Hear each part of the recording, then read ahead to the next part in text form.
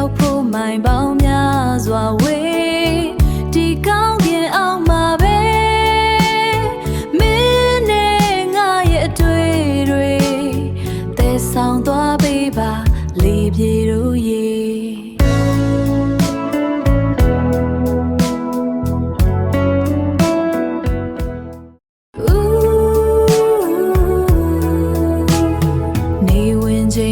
ဒီမျိုးရဲ့မျက်နှာကိုစေးချေတိုက်မြင်တွေကြားကလေညင်းကဖြတ်ပြေးစေဒီလိုချိတ်ဆိုမင်းရောမြင်နေမလားတို့နေရောက်ချက